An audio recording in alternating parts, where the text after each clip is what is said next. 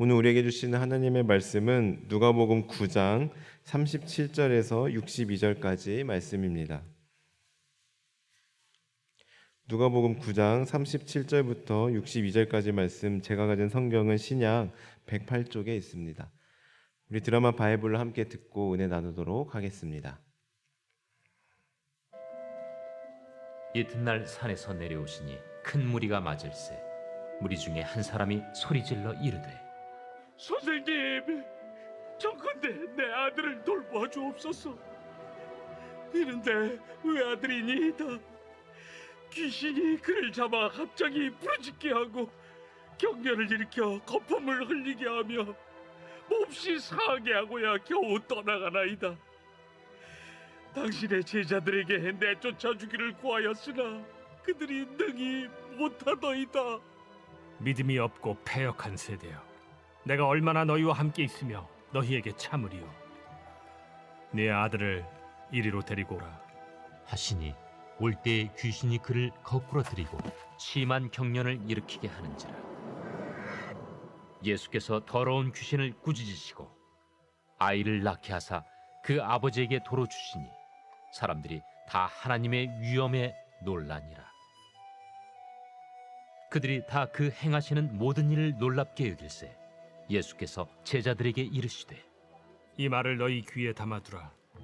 인자가 장차 사람들의 손에 넘겨지리라. 그들이 이 말씀을 알지 못하니 이는 그들로 깨닫지 못하게 숨긴 바 되었습니다. 또 그들은 이 말씀을 묻기도 두려워하더라. 제자 중에서 누가 크냐 하는 변론이 일어나니 예수께서 그 마음에 변론하는 것을 아시고 어린아이 하나를 데려다가 자기 곁에 세우시고 그들에게 이르시되, 누구든지 내 이름으로 이런 어린아이를 영접하면 곧 나를 영접하며, 또 누구든지 나를 영접하면 곧 나를 보내신 이를 영접함이라. 너희 모든 사람 중에 가장 작은 그가 큰 자니라. 요한이 여짜오되, 주여, 어떤 사람이 주의 이름으로 귀신을 내쫓는 것을 우리가 보고 우리와 함께 따르지 아니함으로 금하였나이다. 금하지 말라. 너희를 반대하지 않는 자는 너희를 위하는 자니라. 예수께서 승천하실 기약이 차감해 예루살렘을 향하여 올라가기로 굳게 결심하시고 사자들을 앞서 보내심에 그들이 가서 예수를 위하여 준비하려고 사마리아인의 한 마을에 들어갔더니 예수께서 예루살렘을 향하여 가시기 때문에 그들이 받아들이지 아니하는지라. 제자 야고보와 요한이 이를 보고, 주여, 우리가 불을 명하여 하늘로부터 내려 저들을 멸하라 하기를 원하시나이까? 예수께서 돌아보시며 꾸짖으시고 함께 다른 마을로 가시니라. 길 가실 때에 어떤 사람이 여짜오되, 어디로 가시든지 나는 따르리이다. 여우도 굴이 있고 공중의 새도 집이 있으되 인자는 머리 둘 곳이 없도다. 또 다른 사람에게, 나를 따르라. 나로 먼저 가서 내 아버지를 장사하게 허락하옵소서. 죽은 자들로 자기의 죽은 자들을 장사하게 하고 너는 가서 하나님의 나라를 전파하라. 주여, 내가 주를 따르겠나이다마는 나로 먼저 내 가족을 작별하게 허락하소서. 손에 쟁기를 잡고 뒤를 돌아보는 자는 하나님의 나라에 합당하지 아니하니라. 아멘. 오늘은 제자됨의 조건에 대해 기록하고 있는 57절에서 62절까지 말씀을 중심으로 함께 은혜를 나누도록 하겠습니다. 오늘 본문의 말씀은 갈릴리에서의 사역을 마치신 예수님께서 사마리아 땅을 거쳐 예루살렘으로 가시고자 했다가 배척 받으신 후 일어난 일입니다. 다른 길로 우회하여 유대 땅을 향해 가시는 도중 제자들과의 질의응답을 통해 그를 따르고자 하는 제자의 조건에 대해 교훈하시는 장면입니다. 예수님께서는 자신을 따르는 제자가 되기 위해 세 가지 조건을 말씀하시는데요. 우리 먼저 58절의 말씀을 함께 읽어보겠습니다. 시작. 예수께서 이르시되 여우도 굴이 있고 공중의 새도 집이 있으되 인자는 머리 둘 것이 없도다 하시고. 아멘. 여기서 여우나 새는 당시 팔레스타인 지방에서 흔히 볼 수 있는 짐승으로 둘 다 일정한 거처를 두고 활동하는 것이 특징입니다. 그러나 이와 반대로 예수님은 최소한의 거처 없이 어떤 최소한의 보장되어 있지 않은 길을 걸어가고 계시고 예수님의 제자가 되려면 마찬가지로 그렇게 해야 한다라고 말씀하고 있습니다. 이처럼 예수님의 제자가 되기 위한 첫 번째 조건은 바로 물질적인 궁핍이나 사람들의 배척과 같은 고난을 감수해야 한다라는 것입니다. 사실 예수님께서 이렇게까지 말씀하신 이유는 바로 앞절에서 어떤 사람이 맹목적으로 이렇게 고백했기 때문인데요. 우리 57절의 말씀 함께 같이 읽어보겠습니다. 시작. 길 가실 때 어떤 사람이 여짜오되 어디로 가시든지 나는 따르리이다. 아멘. 이 사람은 예수님이 누구인지 정확히 알지 못한 채 맹목적으로 열광하였습니다. 그리고 이에 대해 예수님께서는 자신의 고난과 현실을 분명히 알려줌으로써 제자가 되기 위해서는 많은 어려움을 극복해야 한다는 인내가 요구됨을 가르쳐 주신 것입니다. 저는 이 말씀만 들으면 전에 사역했던 한 그 권사님이 생각나는데요. 그 권사님 항상 이 말씀을 가지고 이렇게 기도했었습니다. 하나님, 여우도 굴이 있고 공중의 새도 집이 있는데 저만 집이 없네요. 저렇게 수많은 아파트들이 있는데 제 집은 한 개도 없네요. 하나님, 저에게 집 좀 주세요 하고 기도하였다고 합니다.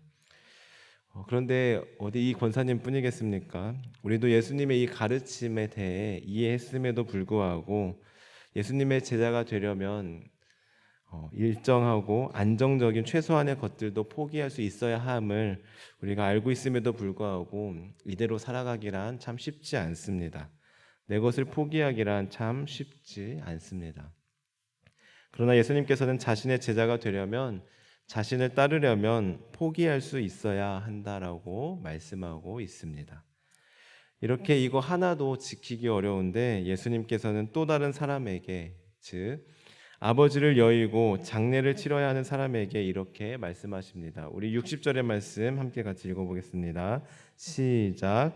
죽은 자들로 자기의 죽은 자들을 장사하게 하고 너는 가서 하나님의 나라를 전파하라 하시고. 아멘. 부모님의 장례식을 엄숙히 수행하는 것은 자식의 당연한 도리, 마땅히 해야 할 일입니다. 이것은 어느 사회나 마찬가지겠지만 특별히 이스라엘에서 죽은 자에 대한 장례식은 다른 어떤 사회적 간습보다도 고귀한 의무이고 그래서 모든 일보다 가장 우선시 되었습니다. 그런데 예수님께서는 부모의 장례보다 나를 따르고 복음을 전도하는 것이 더 중요하다라고 말씀하고 있는 것입니다. 예수님 참 매정하게 느껴지지 않습니까?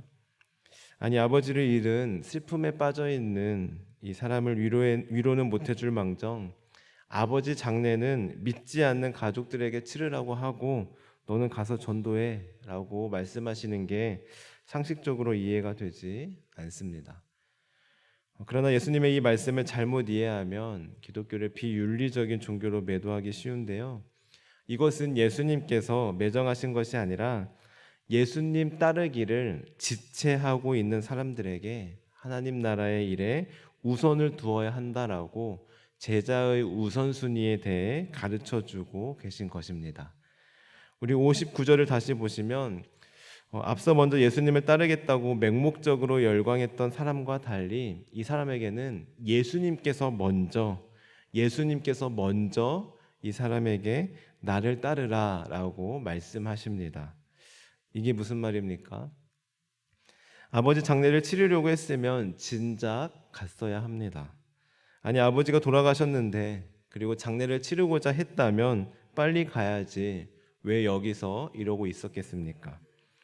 즉, 이 사람은 예수님 주변에서 쭈뼛쭈뼛 대고 있었고 그런 자신에게 예수님께서 갑자기 나를 따르라 라고 말씀하시니 핑계를 대기 위해 아버지를 장사하게 해주세요 하고 말했던 것입니다.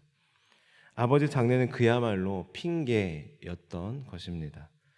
이처럼 예수님께서는 여러 핑계를 대며 제자가 되기를 지체하는 사람들에게 무엇보다 하나님 나라의 일을 가장 우선으로 두어야 한다. 그 어떤 것도 핑계가 될 수 없다. 복음을 전하는 의무에 있어서 변명이 있어서는 안 된다라는 사실을 가르쳐 주고 계신 것입니다. 그렇습니다. 예수님의 가르침대로 하나님 나라의 일에 있어서 그 어떤 것도 핑계가 될 수 없습니다. 변명이 있어서는 안 됩니다. 그러나 우리는 어떻습니까? 우리도 이 사람처럼 나름 그럴듯한 핑계를 만들어내고 있지 않습니까? 아직 준비가 안 돼 있어요. 아직은 때가 아닌 것 같아요. 중요한 가족 행사예요. 하고 말입니다. 그러나 여러분, 하나님 나라를 전파하는 것을 지연시키는 모든 요소를 우리는 단호하게 거절할 수 있어야 합니다. 핑계대는 익숙함에서 벗어나야 합니다. 우선순위를 정확히 해야 합니다. 그것이 바로 예수님의 제자가 되는 두 번째 조건입니다. 마지막으로 예수님의 제자가 되기 위한 세 번째 조건은 바로 세상의 것에 대한 미련과 집착을 버려야 한다라는 것인데요. 우리 61절의 말씀을 함께 같이 읽어보겠습니다. 시작. 또 다른 사람이 이르되 주여 내가 주를 따르겠나이다마는 나로 먼저 내 가족을 작별하게 허락하소서. 이 말씀은 이런 겁니다. 예수님, 저 예수님의 제자가 되긴 될 건데요. 예수님을 따르긴 따를 건데요. 지금 당장은 어려울 것 같아요. 일단 가족들하고 인사 좀 하고 올게요. 이것은 가족들하고 인사할 시간만 달라는 것이 아니라 예수님의 제자가 되기로 작정은 했지만 아직도 여전히 세상에 대한 미련이 남아있는 사람을 가리킵니다. 이에 대해 예수님께서는 뭐라고 말씀하십니까? 우리 62절의 말씀도 함께 같이 읽어보겠습니다. 시작. 예수께서 이르시되 손에 쟁기를 잡고 뒤를 돌아보는 자는 하나님의 나라에 합당하지 아니하니라 하시니라. 아멘. 이것은 사람의 마음이 분리되어서 나뉘어져서 정작 진짜 중요한 해야 할 일을 하지 못하는 경우를 가리킬 때 쓰이는 속담입니다. 이처럼 예수님께서는 예수님을 따르기 위해서 세상의 모든 관심을 버리고 포기하고 예수님만 절대적으로 따라야 함을 알려주고 계십니다. 한마디로 예수님의 제자는 예수님께만 절대적으로 헌신해야 함을 가르쳐주고 있습니다. 정리해보면 예수님의 제자가 되기 위해서는 물질적인 궁핍이나 어떠한 고난도 감수해야 하고, 두 번째로 어떠한 지체함 없이 하나님 나라에 가장 우선순위를 두어야 하며, 세 번째로 세상과 겸하여 섬기지 말고 절대적으로 예수님만 따라야 합니다. 어떻습니까? 오늘 말씀을 들으면서 예수님의 제자가 되기 위한 조건을 들으면서 여러분은 어떤 생각이 드십니까? 저는 오늘 말씀을 묵상하면서 예수님 제자 되기 참 쉽지 않다, 참 어렵다라는 생각을 하였습니다. 그래서 어디 가서 함부로 예수님의 제자 되고 싶습니다, 예수님의 제자 되기 원합니다 라고 쉽게 말해서 안 되겠구나라는 생각도 해보았습니다.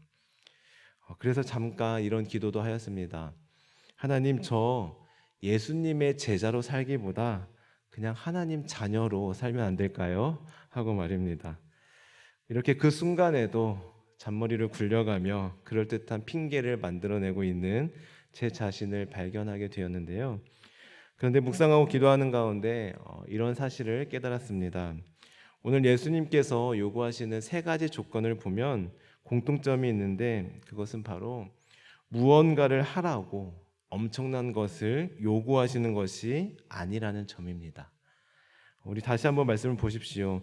물질적인 궁핍을 감내하고 하나님 나라 일을 가장 소중하게 여기고 세상과 겸하여 섬기지 말고 예수님만 따라야 한다라고 말씀하셨지, 너는 내 제자가 되려면 엄청난 돈을 바쳐야 하고 하나님 나라를 위해 잠도 자지 말고 매일같이 고된 육체적인 노동을 바쳐야 해 하고 말씀하시지 않았습니다.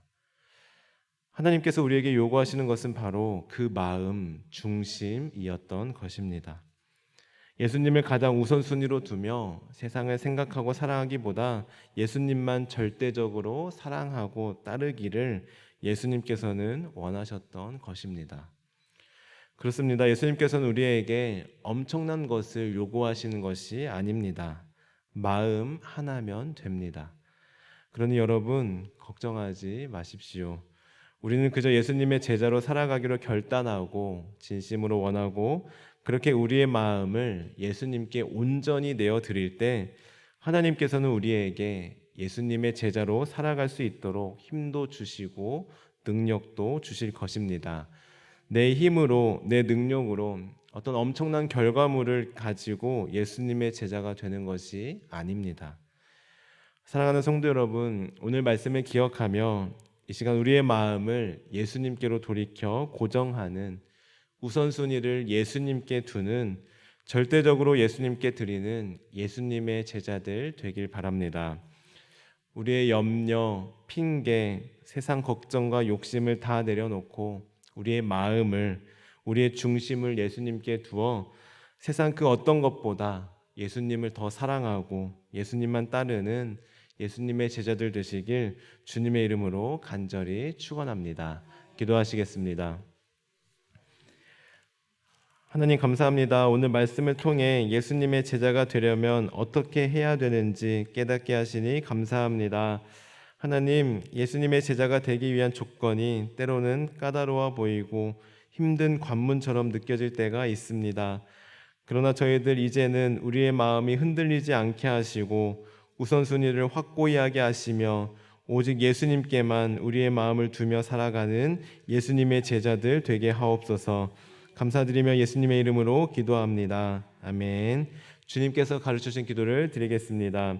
하늘에 계신 우리 아버지, 아버지의 이름을 거룩하게 하시며 아버지의 나라가 오게 하시며 아버지의 뜻이 하늘에서와 같이 땅에서도 이루어지게 하소서. 오늘 우리에게 일용할 양식을 주시고 우리가 우리에게 잘못한 사람을 용서하여 준 것 같이 우리 죄를 용서하여 주시고 우리를 시험에 빠지지 않게 하시고 악에서 구하소서. 나라와 권능과 영광이 영원히 아버지의 것입니다. 아멘.